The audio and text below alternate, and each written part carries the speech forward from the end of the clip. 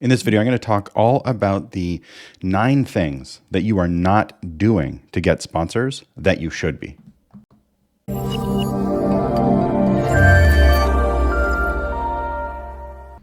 want to talk to you about the 9 most important things that I think every sponsorship seeker should be focused on if they're looking for sponsorship. And if you're new to the channel, make sure you hit the subscribe button and click the bell icon so that you never miss another sponsorship video. A really big mistake that I see people make all the time is not pursuing what they think are smaller sponsors. Everybody wants to reach out to the Fortune 500 companies. And guess what happens when every sponsorship property reaches out to the Fortune 500 companies?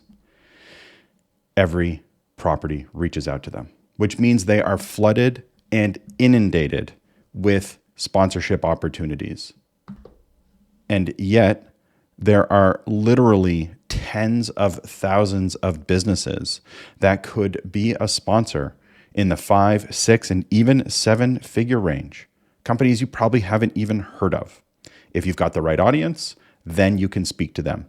But focusing only on the gigantic sponsors, the gigantic brands in your space, is a big mistake. Something you're probably not doing is your audience research. People who like the thing you do, or everyone, or families, is not audience data and is not audience research. At least 25 data points about your audience, including macro audience data, and at least 3 niche or avatars. That's what you need to do good sponsorship. And skipping this is a surefire way to ensure that you will make no money. Something people often skip is thinking from a sponsor's perspective. In other words, they think if this company gave me money, I would have money and that would be great. That's treating a sponsor like a bank, like a brand who is going to loan you money or invest in what you're doing. It's not going to happen. Sponsors are marketers. They are the marketers within a company.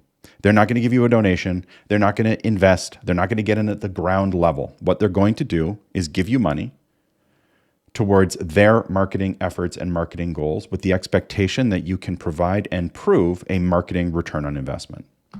So if you are thinking anything other than sponsors are marketers and I have to prove that I'm a good marketing outlet, then you are not thinking from a sponsor's perspective, and that's why you're not getting sponsorship. And saying, I don't do sponsorship, I do partnerships, as some sort of get out of jail free card, meaning you don't have to deliver on value, is completely false. You can call it anything you want. When you're talking to brands and you're talking to their marketing departments, whether you call it sponsor, partner, or any other buzzword, what they want is a marketing return on investment. And by the way, sponsors don't think of themselves as partners. The word partner in business means something very different than the way you're using it. So if you are using the word partners or partnership to describe the overt marketing transactional sponsorship, you are not thinking from a sponsor's perspective. People skip follow-up. I don't know why. Maybe it's fear of rejection. Maybe it's making assumptions on behalf of the sponsor. Maybe you're just too busy. But if you're not going to do the follow-up, I would argue you probably shouldn't do the original outreach. Most sales are made on the 5th, 6th, 7th, 8th, 10th follow-up. The idea that you're just going to send a proposal and get money is flawed. It is not how it works. The proposal comes after at least 2 meetings, if not 3. And then after the proposal, you should expect to have at least 2 more meetings.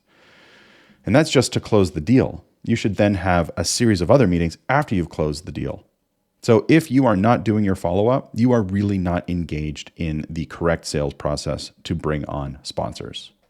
Something people avoid all the time is asking discovery questions at the meeting. Instead, they show up at a meeting thinking it's a pitch meeting where you're going to show people your sponsorship package, walk them through it page by page, and expect at the end they're going to write you a big check.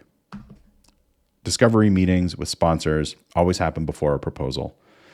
And you should be asking them about their marketing goals, their target market, their audience, what they're trying to achieve, how they measure success, how their other advertising and marketing budget spend is going. These are the things that you want to be asking your sponsors.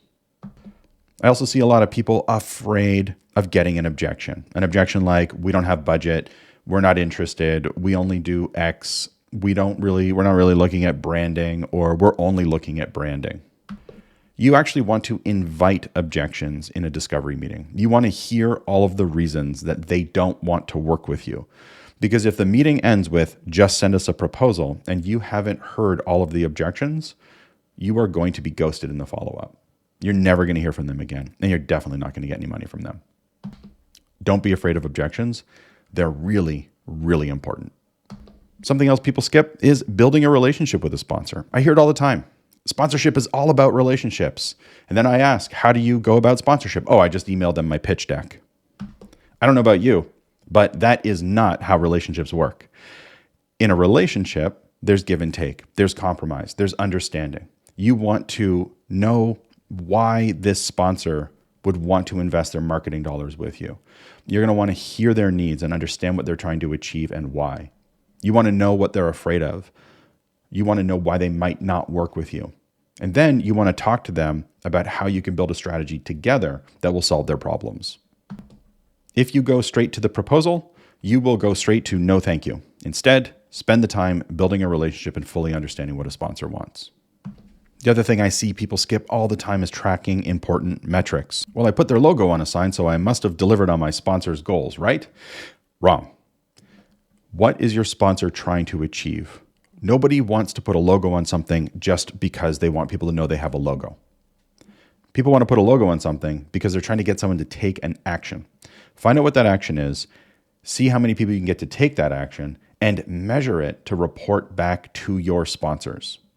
Find out exactly what metrics they want you to track and track them.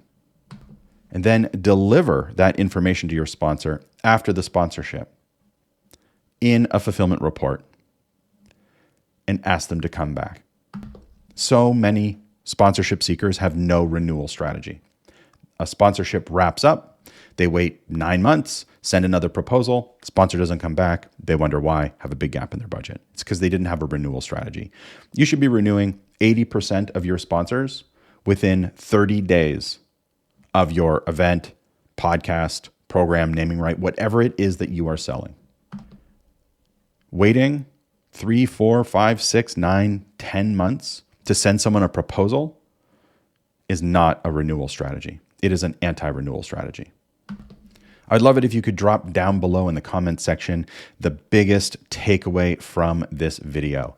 And if you liked it and you want me to keep making free content like this, hit the thumbs up button, make sure you've subscribed, and click the bell icon.